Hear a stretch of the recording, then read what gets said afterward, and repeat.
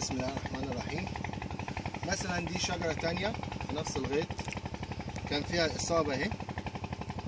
الورقة ديت الورقة ممكن تنشف وهي صغيرة من تيار هواء شديد، ممكن تنشف لكذا سبب. احنا سألناه، جه بص في الورقة، هو راجل معلش مزارع وعنده خبرة أكتر مننا. أما شافها قال إن دي دودة أصابتها وعملت فيها كده. الحمد لله، مع إن دودة أصابتها أنا قطعتها دلوقتي أهو، أدي مكانها أهو. أنا قطعتها عشان نشيلها ونرميها أو نحرقها أو نكمرها زي ما يتم. أنا شلتها الحمد لله، مع إن جالها أهو إصابة لأن ما أثرتش في نموها واشتغلت عادي جدا زي بقيه اخواتها. دي الافرع اللي احنا بنقول عليها لازم تتاقلم، لازم تتشال. ادي الورقه اهي، ادي الورقه اهي واضحه جدا اهي، الورقه اهي وطالعه من هنا، وادي الفرع طالع اهو من فوق الورقه. ده فرع اهو وبدا يطلع ورقتين. الفرع ده لازم يتقطع، لازم يتشال، لازم نأقلمه، لازم نقطعه. زي ما احنا شايفين اللوبيا لف عليها، كل دي حاجات معكساها. احنا بنتكلم على ان شجره زي دي حواليها زرع كتير، حواليها لوبيا، اللوبيا لف عليها، شوف لف عليها خالص ازاي. جالها اصابه من دوده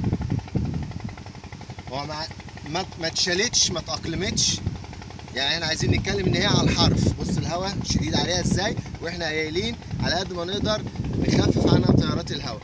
دي على الحرف، او المكان ده كله اهو على الحرف، تيارات الهواء فيه شديده. الزرع لافف حواليه متسلق، اصابتها دوده كلت الورقه، الافرع ما اتاقلمتش. كل دي معوقات من اللي احنا بنقول عليها عايزين نراعيها ونحافظ عليها، ومع ذلك وصلت 2 متر في شهرين ونص، منهم الشهر الاولاني اللي قلنا بتقف فيه وبتاخد على الارض فيه وبتحاول تتاقلم مع التربه الجديده، ومع ذلك طلعت 2 متر. في برضه شجره ثانيه ورانا هناك اهي، لو الكاميرا تعرف تجيبها، هناك اهي. بص الزرع طلع فين؟ طلع ال 2 متر بحالهم. الزرع اهو طالع عليها تماما، خانقها تماما ومتسلق عليها تماما، ومع ذلك هي شغاله. فيها كميه افرع جانبيه كتيره جدا، كميه افرع جانبيه كتيره جدا، ومع ذلك شغاله واصله 2 متر. برضو اللي ورايا دي معديه ال 2 متر. هو ما بيأقلمش، هو الراجل مش عايز يأقلم. هو اكيد في سبب، ممكن ديت في شهر 2 لان هو عارف ان كده كده في شهر 2 اللي جاي هيقطعها من على وش الارض، فيقول لك السنه دي انا مش هفرح بالطول بتاعها، هي المهم تبني جدر. احنا اول سنه دي كشتله عايزينها تبني جدر. ممكن يكون ليه نظريه ان هو هيسيبها السنه دي، مش لازم يشوفها 4 متر و5 متر، هو كفايه عليه يشوفها 3 4 متر وتعمل له افرع كتير. الافرع دي ممكن يقطعها ويعمل منها عقل ويعمل منها شتلات في شهر 11 في شهر 12. ده الفكر بتاعه، مفيش مشكله، هنجرب مع بعض ونشوف. وزي ما قلنا احنا بنتعلم من بعض. ادي الورقه وادي الفرع طالع، بصوا فين، ادي الورقه وادي الفرع، ده اللي المفروض يتشال.